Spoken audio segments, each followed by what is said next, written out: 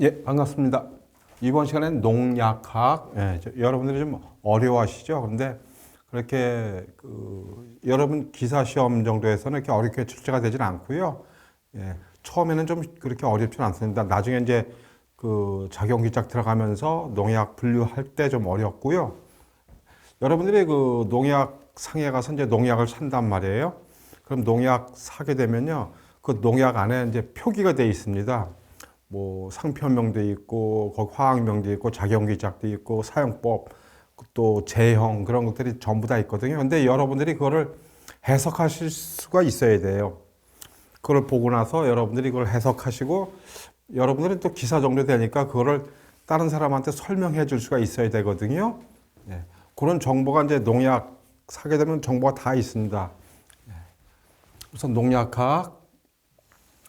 농약의 정의 및 분류가 들어가고요. 농약의 특성 및 제재 형태.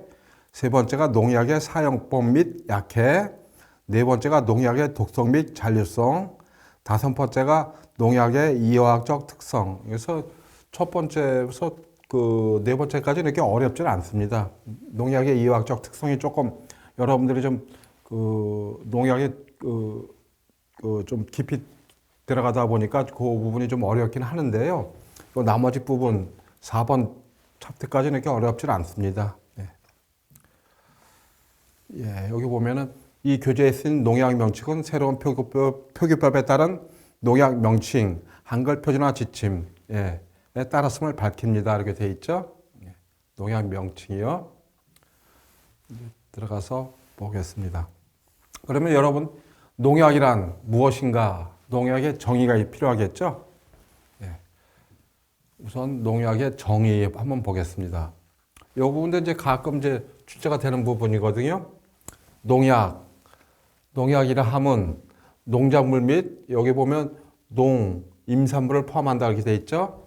해하는 균, 곤충, 응애, 선충, 바이러스, 기타, 달팽이, 조류 또는 야생동물과 이끼리 또는 잡목의 방제에 사용하는 살균제, 살충제, 제초제, 기타 기피제, 유인제, 전착제와 농작물의 생리 기능을 증진하거나 억제하는 데 사용하는 약제를 말한다. 이것이 이제 농약의 정의가 이렇습니다. 이 부분에서 이제 가끔 이제 출제가 좀 되거든요. 농약이란 무엇인가 해서요. 그러면 농약이란 작물을 재배하기 위한 토양 및 종자의 소독, 재배 기간 중 작물의 보호, 수확 후 농작물의 저장 및 품질 향상을 위한 모든 약체를 포함하며 최근에는 미생물을 이용한 생물 농약 등도 농약의 범주에 포함되고 있다. 이 생물 농약이요. 생물 농약도 농약의 범주에 들어간다는 거. 그래서 농약의 정의도 이제 요 부분이 이제 출제가 가끔 되거든요. 그다음에 이제 농약의 구비 조건. 요 농약의 구비 조건도 출제가 가끔 됩니다. 출제가 되니까요. 잘 알아두시고요. 첫 번째로 살균, 살충력이 강하고 효과가 큰 것. 농약을 뿌렸을 때 해충이나 균들이 죽어야 되겠죠. 큰 것. 그 다음에 이제 전체적으로 좀 보고요. 좀 이렇게 설명을 좀 하겠습니다. 작물 및 인축에 해가 없는 것. 요 부분도 이제 논술에서도 나올 수가 있어요. 농약의 구비 조건에서. 그 다음에 물리적 성질이 양호한 것. 사용법이 간편한 것. 그 다음에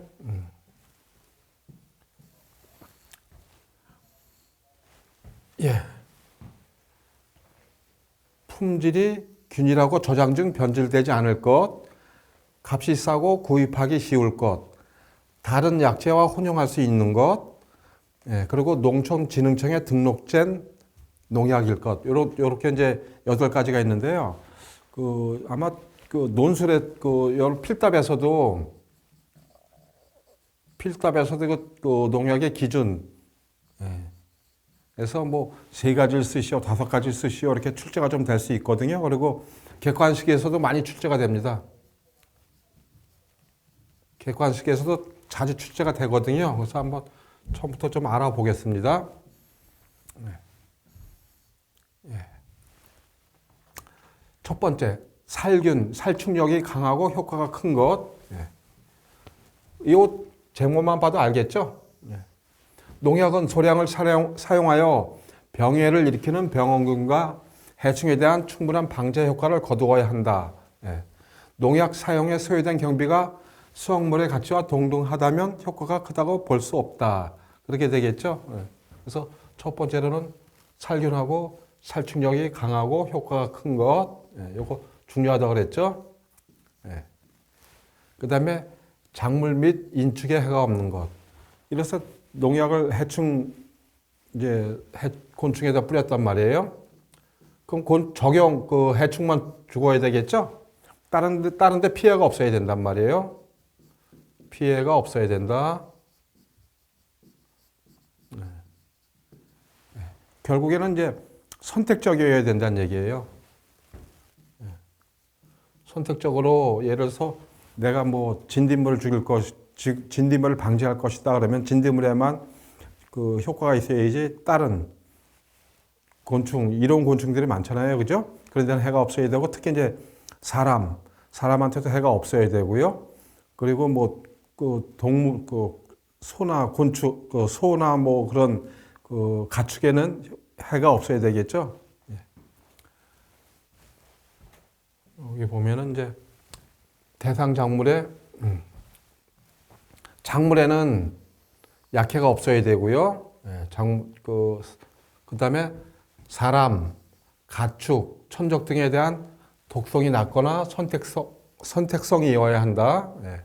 또한 농약의 유해 성분이 환경 생태계에 오랫동안 잔류하거나 생물체 내 또는 축적 또는 농축하지 않아야 한다. 예전에는 그 농약을 한번 뿌리면 그 반감기라고 하거든요.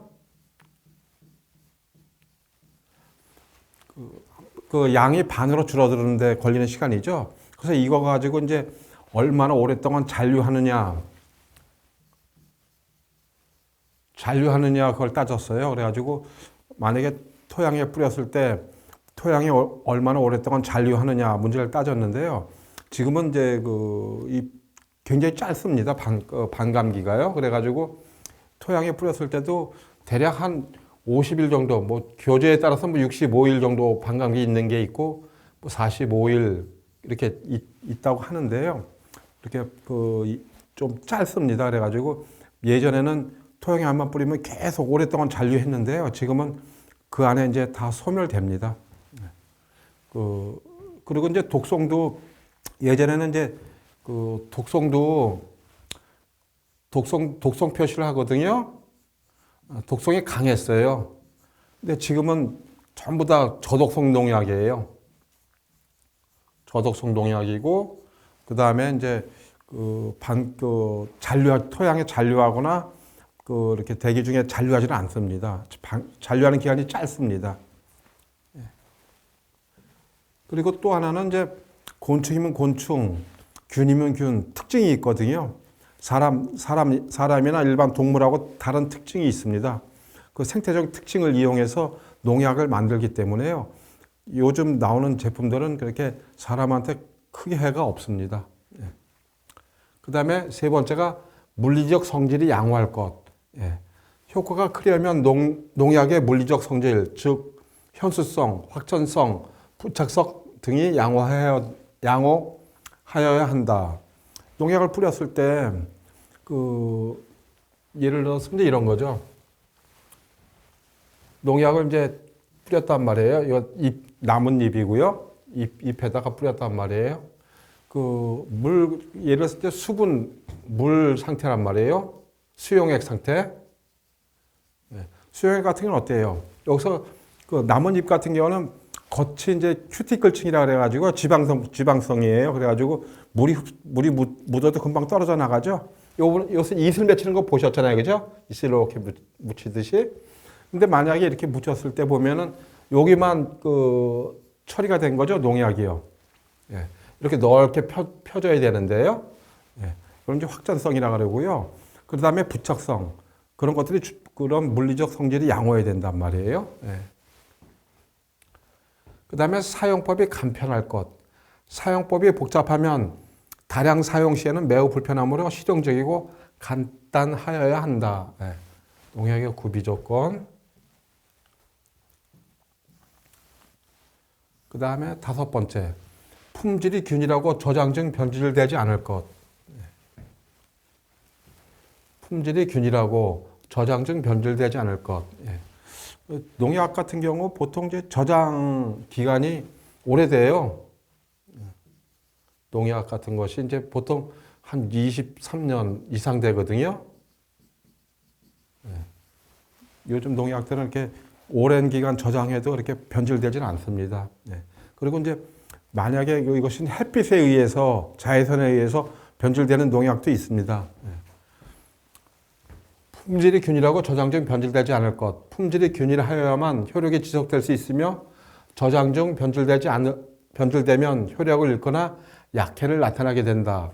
광선, 온도, 습도 등의 저항력이 강하고 변질되지 않는 것이어야 한다.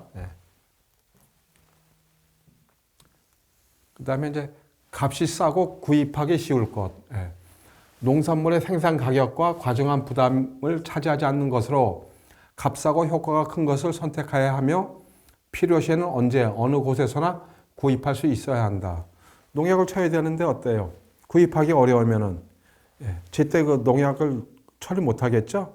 그리고 값이 비싸면요. 그것도 그 방제 비용이나 따졌을 때 비용 부담이 크단 말이에요. 그래서 값이 싸고 구입하기 쉬울 것. 그리고 요 문제, 이제 요 부분에서 이제 출제가 좀 많이 돼요. 다른 약재와 혼용할 수 있는 것. 이것이 이제 우리가 농약을 치다 보면은 살충제하고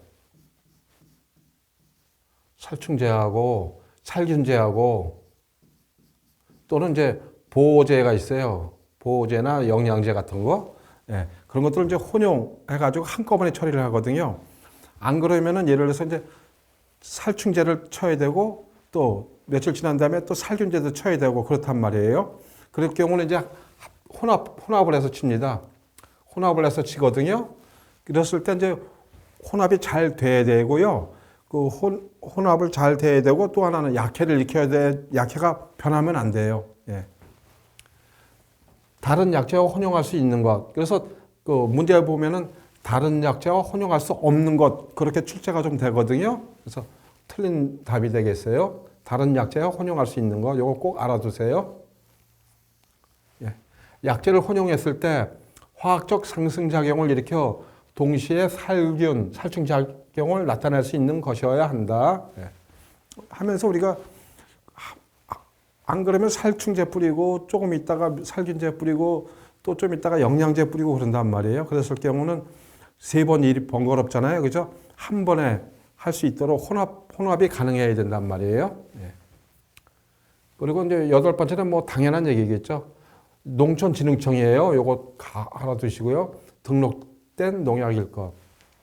실제로 농약 등록하는 게 굉장히 예전보다는 지금이 굉장히 어렵습니다. 굉장히 어렵거든요.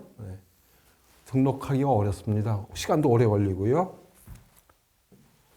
요 알아두시고요. 그 다음에 농약의 명칭. 이 부분들이 이제 좀 헷갈릴 수가 있어요. 우리가 이제 그 샴푸, 농약도 마찬가지거든요. 농약도 우리가 이제 같은 우리가 이제 다른 농약이란 말이에요. 이름이 틀려. 사서 보면은 성분이 같아. 그럴 경우는 이제 같은 농약으로 보거든요. 우리가 머리 깎는 샴푸도 마찬가지죠.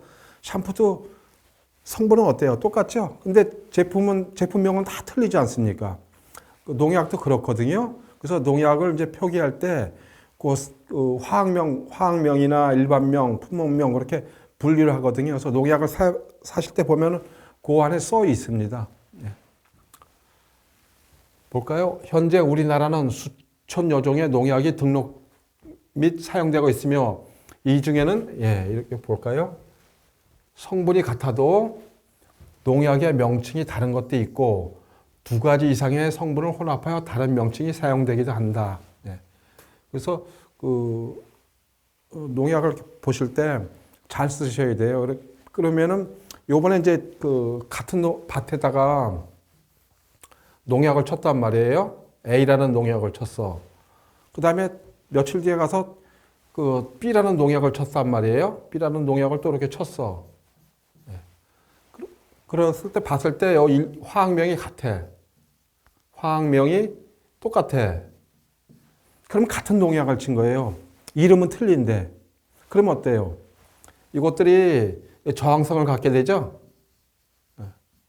저항성을 유발하게 된단 말이에요. 그래서 그 농약은 항상 다른 작용 기작이 다른 것들을 그 뿌리는 게 원칙이거든요. 저항성 때문에. 그래서 그 잘못하면은 여러분들이 상표명 봐서는 틀려. 그런데 뿌려서 나중에 보니까 똑같은 원료야. 그러면 같은 농약을 뿌린 거예요.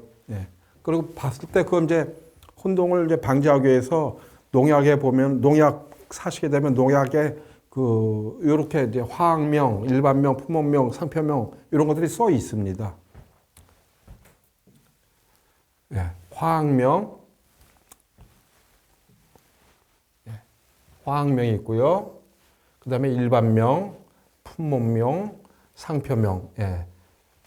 요 보면은 이제 상표명부터 한번 볼까요? 상표명.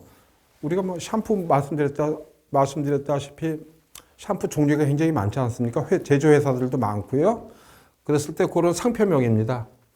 농약을 제품화할 때 농약회사에서 붙이는 고유의 이름. 농약회사에서 붙이는 거예요.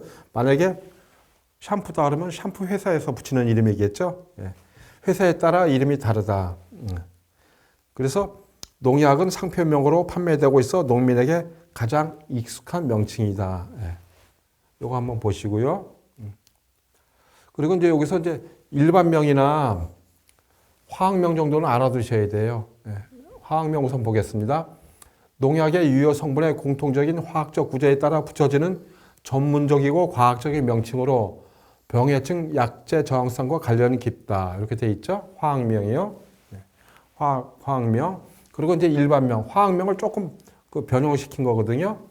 농약의 구성하는 화합물의 이름을 암시하면서 단순화시킨 것으로 국제적으로 통용된다.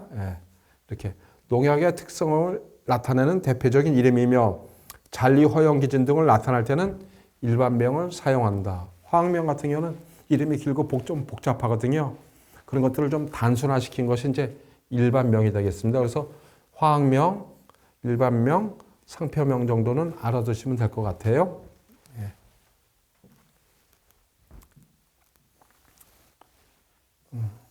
그 다음에 농약의 표시사항. 이게 농약을 사게 되면요.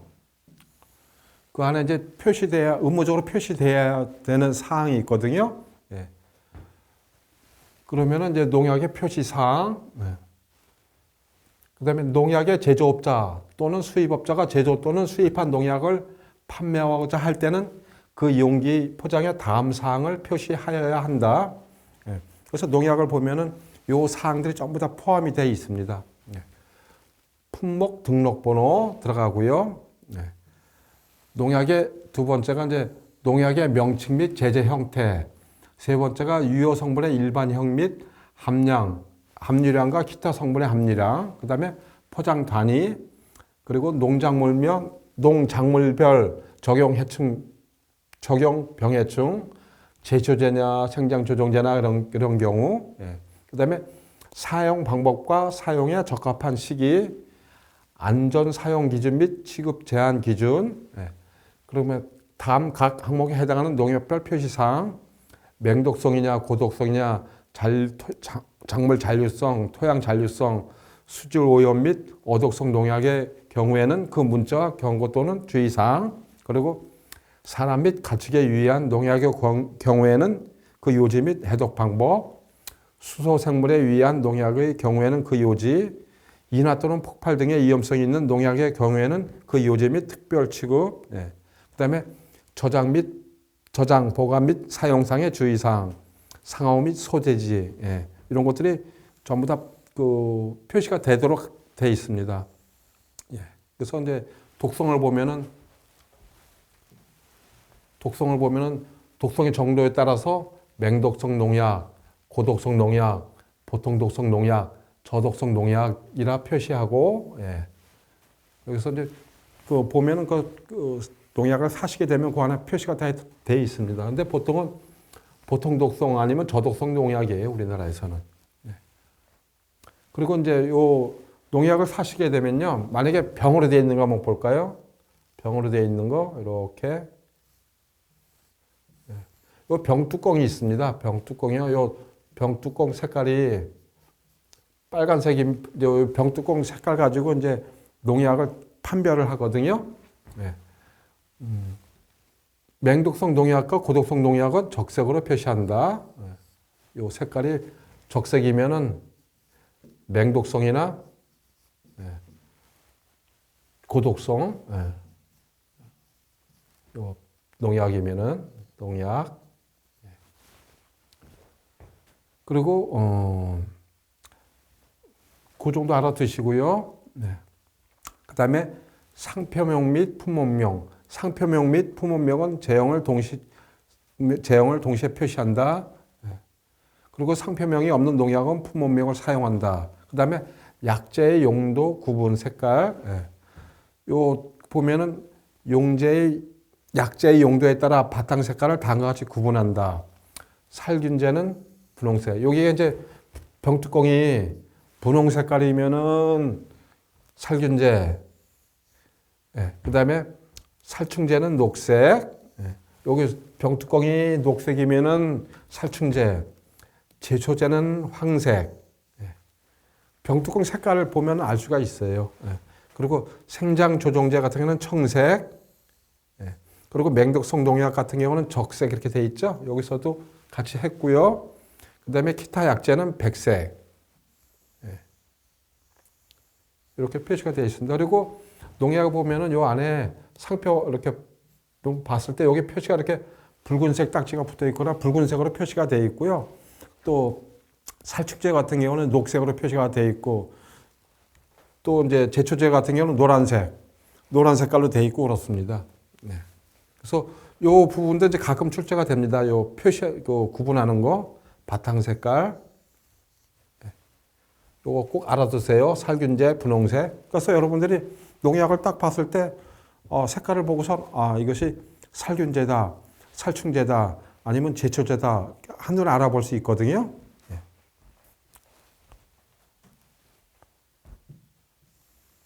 그 다음에 이제 약재의 적용 대상 표시, 원예용 살균제다, 뭐 또는 살균제, 살충제 뭐 이렇게 표시가 되어 있고요. 요즘은 PLS PLS요. 제도에서요. 예전에는 농약을 만약에 밭에 진딧물이 생겼단 말이에요. 그래서 여러분들이 농약사 가서 진딧물약 주세요. 그랬단 말이에요. 그래서 그걸 뿌렸어요. 근데 지금은 그렇게 뿌릴 수가 없어요. 이 제도가 시행되고 나서부터요. 그 작목별, 예를 들어서 딸기단 말이에요. 딸기에 진딧물이 발생했단 말이에요. 그래서 딸기라는 작물, 그리고 해충이 뭐 진딧물이다. 이 딸기라는 작물도 얘기를 해 주셔야 돼요. 적용된 작물에만 뿌리게 돼 있어요. 적용된 작물, 그리고 적용된 해충, 진딧물입니다. 그러면은, 그래서 딸기밭에 진딧물을 구제하려고 합니다. 그 약을 주세요 해야지, 진딧물 약 주세요 그러면 그 농약상에서 팔 수가 없어요. 네.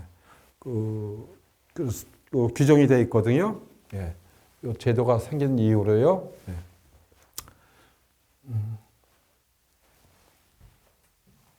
여기 보면은 이제 대상 작물, 적용 병해충, 사용량 및 사용시 이런 것들이 다 정해져 있어요. 예. 이런 부분. 대상 작물, 적용 병해충, 예. 사용량 및 사용 시기가 정해져 있단 말이에요. 예. 그리고 또 농약을 딱 보시면요, 이것이 이제 그 가루 형태인지 물 형태인지 뭐 또 입제 뭐 이렇게 그 입제라고 입제 형태인지 그런 것들이 표기가 되어 있거든요. 그리고 이것들이 이제 물에 잘 녹는 건지 잘 안 녹는 건지, 이래서 수화제냐 유제냐 그런 것들이 표시가 되어 있거든요. 내용량이 분제냐 입자냐 수화제 등 구체성 농약은 중량 단위로 표기한다. 그리고 유제 및 액상이거든요. 농약은 밀리리터 아니면 리터로 표시한다. 이렇게 표시되어 있고요. 여기서 제일 중요한 것이 이제 요거 대상작물 적용, 병해충, 사용량 및 사용 시기가 정해져 있다는 거.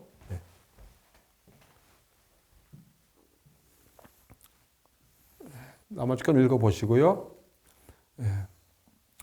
여기는 아직 조금 더 그 다음 시간에 조금 이따 할 건데요. 우리나라 농약관리법상 사용 목적에 따른 농약의 분류가 아닌 것은, 이런 것들은 이제 읽어보시면 알아요. 사용 목적에 따라서, 그래서 뭐 균을 죽일 것이냐, 아니면 요거는 이제 균이고요. 균을 죽일 것이고, 요거는 이제 해충, 그리고 요거는 이제 제초, 잡초 죽일 거죠. 요거는 이제 비소는 이제 성분이죠. 성분에 따른 분류가 되게 있고요. 그죠? 예. 살균제냐, 살충제냐, 제초제냐 이렇게 분류를 하는 거고, 비소제는 그 성분에 의한 조건이 되겠죠. 그래서 틀린 답은 비소가 되겠고요. 예. 이제 이런 문제. 농약의 구비 조건이 아닌 것은 인축에 대한 독성이 낮아야 한다. 작물에 대한 약해 작용을 일으켜서는 안 된다. 그리고 토양에 오래 잔류하여야 한다. 잔류하면 어떻게 돼요? 해가 그만큼 크단 말이에요. 빨리 이제 그 효능을 발휘하고 분해돼서 없어지는 게 환경 오염이나 그런 부분에 덜 하거든요. 그리고 작물에 해를 좀 덜 입히고요. 그래서 토양에 오래 잔류해야 한다. 이건 틀린 답이 되겠죠. 네. 지금은 토양에 농약들도 예전에는 이렇게 오래 잔류해 갖고 문제가 많잖아요. 그죠? 예. 그 시기만 끝나면 바로 사라져 버리는 게 좋은데요. 지금 이렇게 오래 잔류하면은 환경 오염이나 식물 생리에 영향을 끼쳐서 다 틀린 답이 되겠죠. 그리고 이런 부분, 다른 약재와 혼용이 가능하고 천적 어류에 대한 독성이 낮아야 한다. 이거 맞는 답이 되겠죠. 예. 그래서 오래 잔류하면 안 되죠. 예.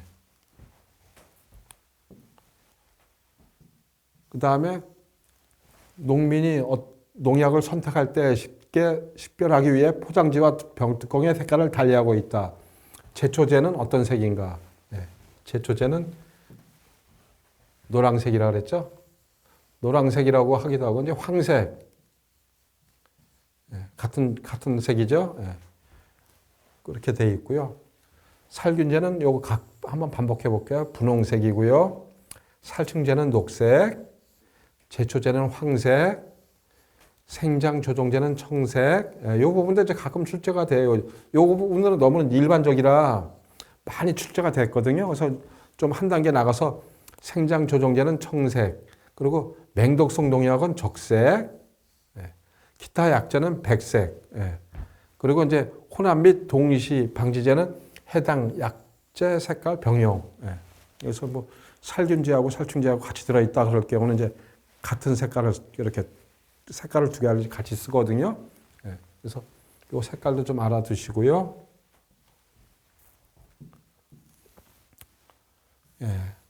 요거는 여러분들이 한번 읽어보세요. 한번 읽어보시고, 요 부분은 한번 읽어보시고, 요 부분까지 하려면은 어렵고요. 어렵죠? 요 농약관리법상의 내용. 여기서도 이제 크게 저거 할 건 없고요. 중요한 것만 하겠습니다. 요 천연식물 보호제가 이제 요즘 이제 환경 문제 때문에 환경이나 농약의 그 오남용 때문에 요 천연식물 보호제 문제가 좀 자주 출제가 되거든요. 예. 천연식물 보호제가 어떤 거냐면은 진균, 세균, 바이러스 또는 원생동물 등 살아있는 미생물을 유효 성분으로 하여 제조한 농약을 천연식물 보호제라고 합니다. 예, 꼭 알아두세요. 그것도 중요하니까요. 그 다음에 두 번째, 자연계에 내에서 생성된 유기화합물 또는 무기화합물을 유효 성분으로 하여 제조한 농약. 예, 이런 것들을 이제 천연식물 보호제라고 합니다. 이거 반드시 알아두세요. 천연식물 보호제는 아주 자주 출제가 됩니다. 예.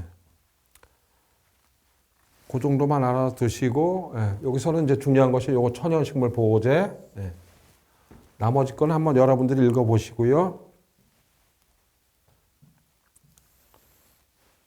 나머지 거는 읽어보시고, 영업의 등록도 마찬가지로 여러분들이 읽어보세요, 이거는. 요 부분이요. 이것도 나올 수가 있으니까, 영업의 등록은 농촌진흥청장에게 등록하여야 한다는 거, 예, 요거 하나만 알아두시면 될 것 같아요.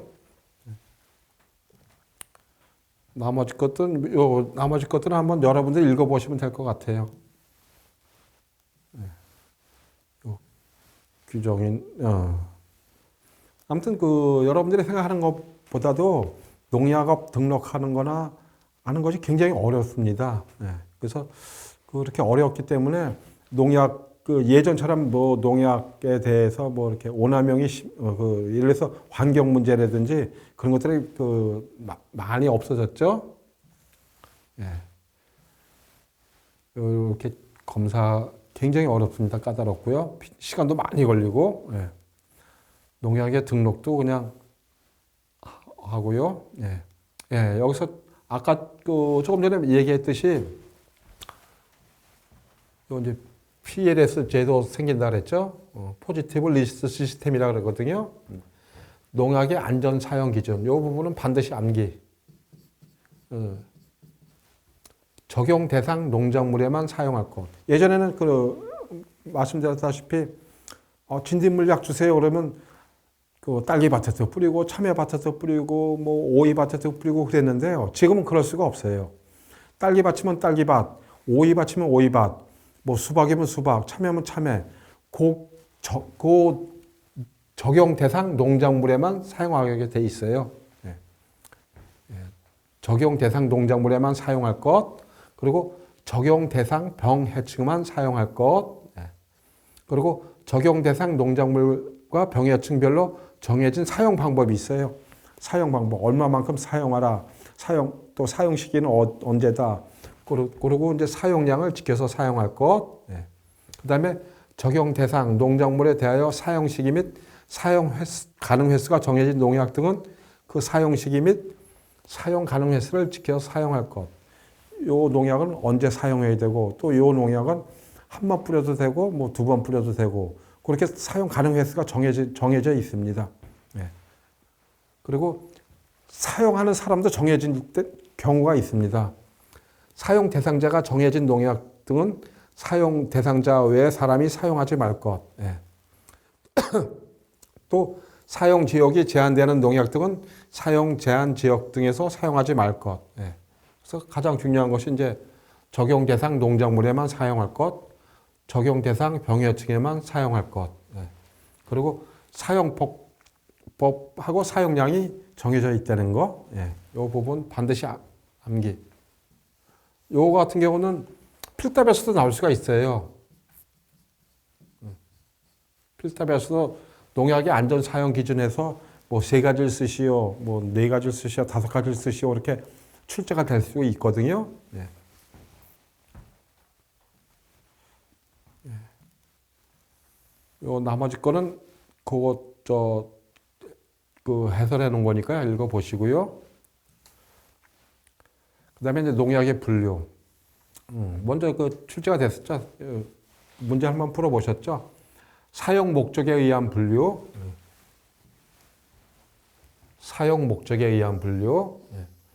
우리가 뭐 해충을 죽일 것이다, 아니면 균을 죽일 것이다, 잡초를 죽일 것이다. 그런 것들을 이제 사용 목적에 의한 분류죠. 살균제. 예. 살균제는 이제 살균제 요걸 알아두셔야 돼요. 보호 살균제, 직접 살균제, 종자 소독제, 토양 살균제. 보호 살균제는 뭐냐면은 우리가 이제 작물을 기른단 말이에요. 좀 올려놓을까요? 잘 보이게. 보호 살균제. 이제 우리가 예차를 통해서 비가 오고 나면 어때요?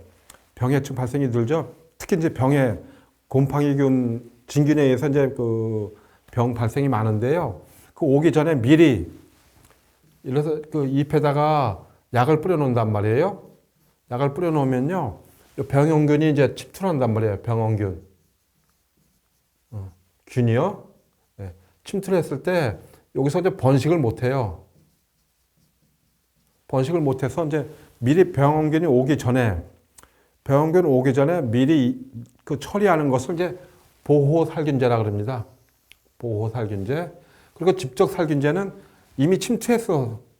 병원균이 침투했어, 여기에요. 그랬을 때 이거 치료하는 것을 이제 직접 살균제. 예. 요거는 이제 예방하는 거죠. 예방 차원이고요. 이거는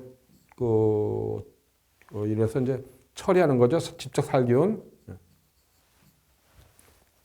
그리고 이제 종자 소독제, 토양 살균제 이렇게 4가지 정도가 있습니다. 여기서 보면은 이제 가끔 출제가 될 때 살균제에 종자 소독제가 들어가거든요. 종자 밭에 씨 뿌리기 전에요. 미리 종자를 소독해서 밭에 파종하거든요. 예. 그래서 요 4가지 살균제는 예. 그다음에 살충제 한번 볼까요? 살충제는 이제 소화 중독제 좀 알아두셔야 되고, 소화 중독제, 접촉제, 침투성 살충제, 훈증제, 훈연제, 유인제, 기피제, 불임제, 점착제, 생물동약 이런 것들이 이제 살충제에 들어갑니다. 소화 중독제는 이래서 우리 나방의 애벌레들 있죠, 유충이요. 유충들은 어때요? 나뭇잎을 갉아먹고 살죠. 그 나뭇잎에 처리해가지고 갉아먹을 때 그것이 이제 농약 성분이 유충의 뱃속에 들어가서 죽이는 약제. 그럴 때는 이제 소화 중독제라고 하거든요. 그다음에 접촉제. 뿌렸을 때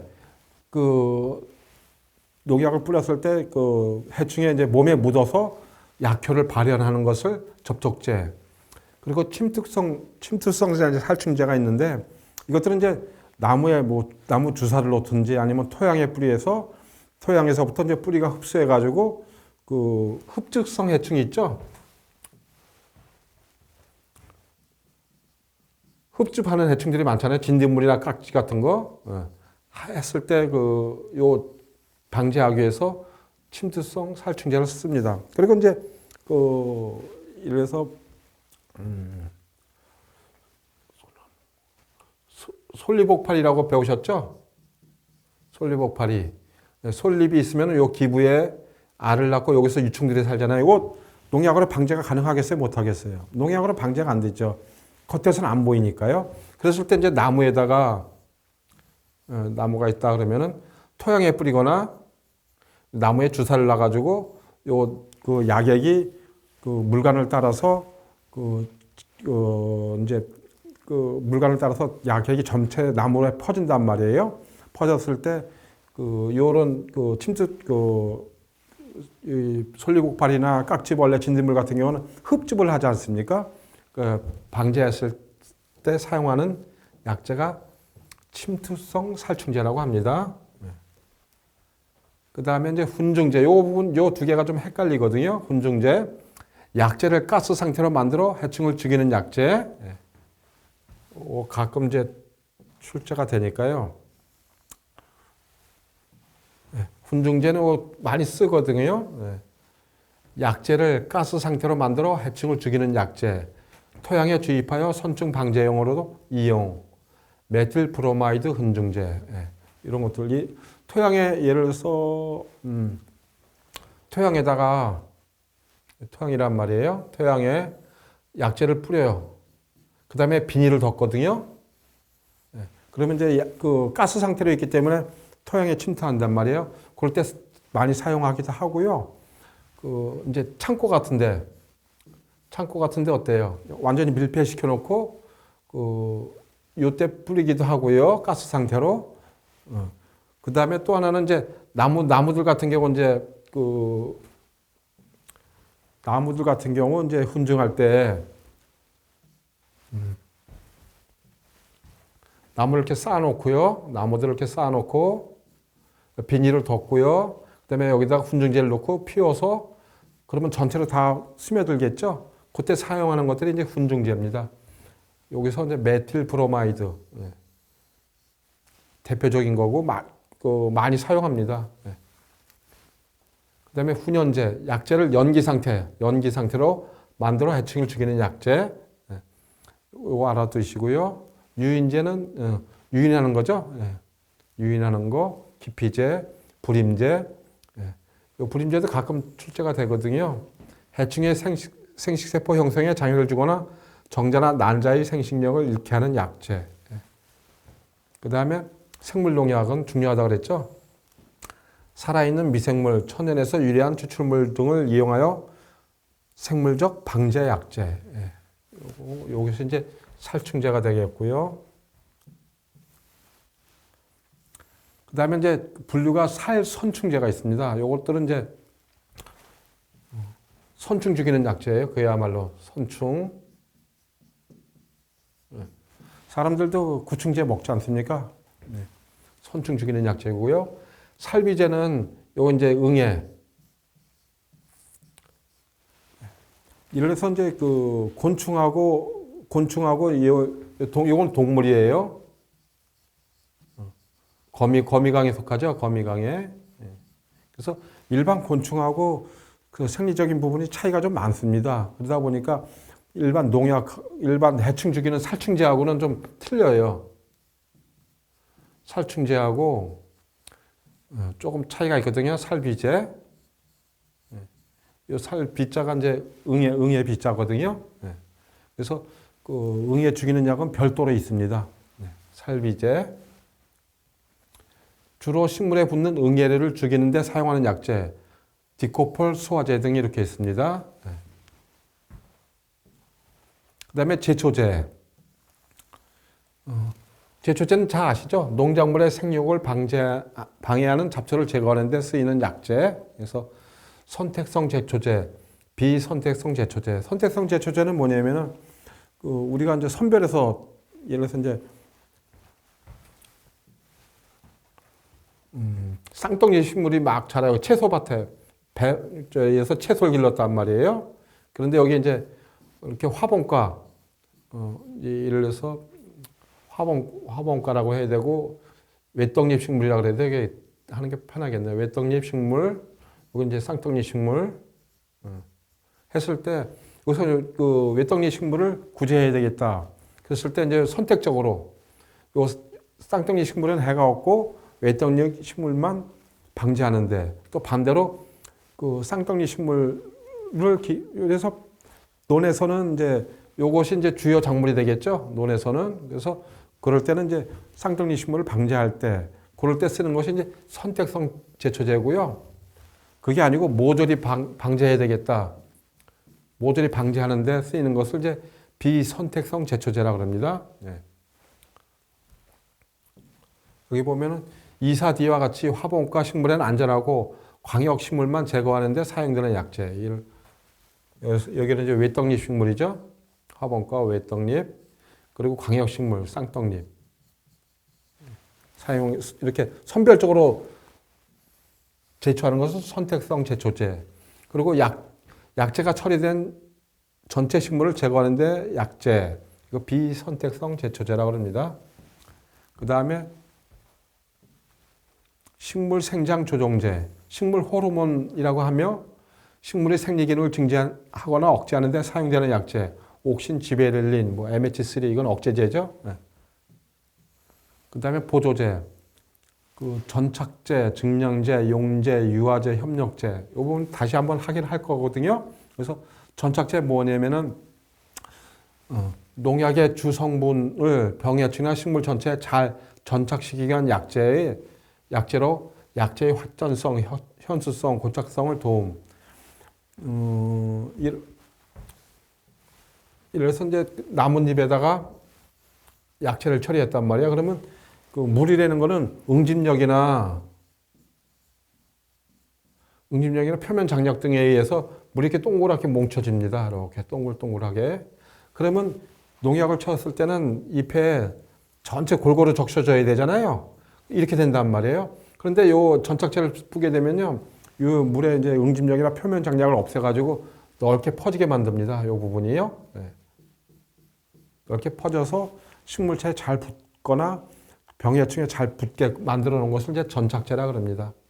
농약의 주 성분을 병해충이나 식물체에 잘 전착시키기 위한 약재로서 약재의 확전성, 현수성, 고착성을 도움, 증량제, 분재, 주재의 농도를 낮춰 일정한 농도를 유지하기 위한 약재, 용제, 약재의 유효 성분을 용해시키는 약재, 유화제, 유제를 균일하게 분산시키는 약재, 계면활성제, 협력제, 유효 성분의 효력을 증진시키는 약재로 효력 증진제라고 한다. 증량제는 예를 들어서 밀가루, 예를 들어서 만약에 그 밭이 1000평이에요. 1000평. 그리고 이제 밀가루, 예를 들어서 밀가루로 갈게요. 밀가루 만약에 50g을 여기다 뿌려야 돼요. 골고루 뿌려지겠어요? 그럴 때는 이제 밀가루를 어때요? 다른 이제 그 황토가루 있죠? 그 황토가루 하고 같이 섞어요. 넓게 골고루 섞어요. 섞은 다음에 뿌리면 어때요? 골고루 다 뿌릴 수가 있겠죠? 그때 쓰는 것이 이제 증량제거든요. 특히 이제 광물질 많이 쓰이는데요. 한번 다시 할 거예요. 그리고 용제는 약해 유효 성분을 용해시키는 약재. 뭐 물에 잘 녹으면 물이 용매가 될 수 있고요. 기름에 잘 녹으면 기름이 용제가 될 수 있고요. 유화제는 이제 그 어떤 거냐면은 물하고 기름하고 어때요? 섞여요? 안 섞여요? 안 섞인단 말이에요. 그때 잘 섞이게 하는 거. 대부분 계면활성제예요. 유화제. 여러분 화장품 같은 경우 어때요? 물하고 기름하고 섞여 있는 거잖아요. 그리고 또 뭐 마가린이나 버터 그런 것도 어때요? 물하고 기름하고 섞여 있는 거란 말이에요. 잘 섞이게 하는 것을 이제 유화제라고 합니다. 협력제는 유효 성분의 효력을 증진시키는 약재로 효력 증진제. 보조제에는 그런 것들이 있습니다. 다음 중 농약의 보조제가 아닌 것은 그래서 증량제, 용제, 협력제는 그 보조제가 되고요. 유인제는 아니죠. 농약이 되겠죠. 그 다음에 제제 형태에 의한 분류, 농약의 제제 및 제형. 여기 요 부분은 그냥 해야겠다. 농약의 원재가 가루 형태냐, 액상이냐, 아니면 분말이냐 그런 걸 얘기하는 거거든요. 일반적으로 농약의 원재는 직접 사용할 수 없으므로 적당한 보조제를 첨가하여 살포하거나 물에 타기 쉬운 형태의 안전한 제품으로 만드는데 이러한 작업을 제제라 하고 최종 상품의 형태를 제형이라 한다. 물에 잘 묻는 건 어때요? 여러분 농약 물에 타서 주잖아요, 그죠? 그리고 이제 그 물에 타서 주는 게 제일 그런 것들을 이제 제형이라고 하거든요. 그 다음에 농약의 제조하는 사용의 편리, 유효 성분의 효력 증강, 약해 및 주성분의 효력 저하 등 경시 변화의 방지, 약해의 최대한 억제, 사용자 환경에 대한 안전성 제고, 작업성의 개선 등의 효과가 있다. 그래서 농약의 대표적인 제형으로는 유제, 액제, 입제, 분제, 수화제, 수용제 등이 있으며 농약 보면은 거기 보면은 유제다, 액제다, 입제다, 분제다, 수화제다, 수용제 등이 있으며 시판되는 제제를 그대로 사용하는 경우는 사용하는 고용시용제, 제제는 고용이지만 액상으로 희석하여 사용하는 액제시용제, 종자처리제, 특수목적제 등으로 분류할 수 있다. 보면 이제 다시 한번 하긴 할 거예요. 액제, 시용제, 유제, 액제, 수용제, 수화제, 액상, 입상수화제, 유탁제, 미탁제 이런 것들이 있고 고용시용제는 분제, 미분제 이런 것들이 있고 종자처리제, 종자처리 수화제 뭐 이런 것들이 있고 특수목적제, 뭐 훈연제, 훈무제 그런 거 배웠잖아요, 그죠? 훈연제, 훈증제 이런 것도 배웠고요. 예. 다시 한번 자세하게 배우게 될 거거든요. 예. 그래서 시판적인 농약 표기가 있고요. 예. 유효 성분에 의한 건 무기농약이냐, 유기농약이냐. 예. 무기농약 같은 경우는 무기화합물을 주성분하는 농약으로 생석회, 소석회, 황상구리, 유황, 결정석회 그런 것들이 있고 이제 대부분 유기농약이에요.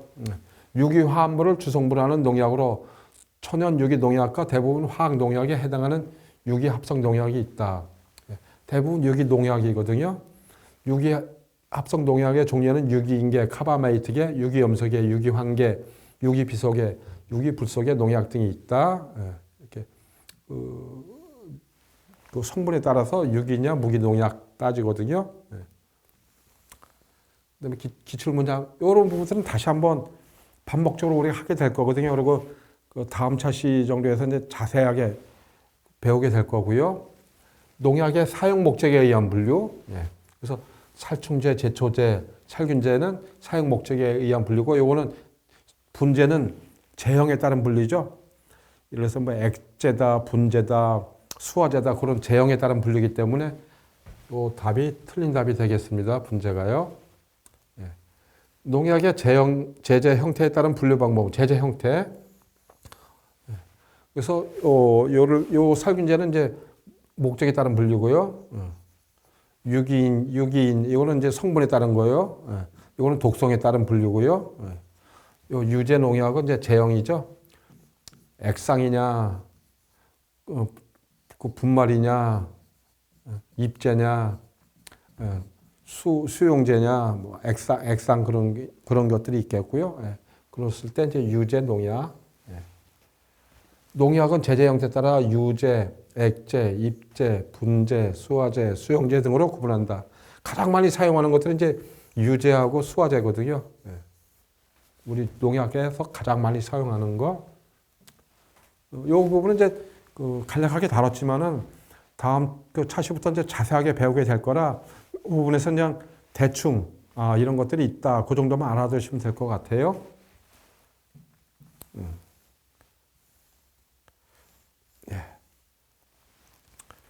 이상으로 수업 마치도록 하겠습니다. 수고하셨습니다.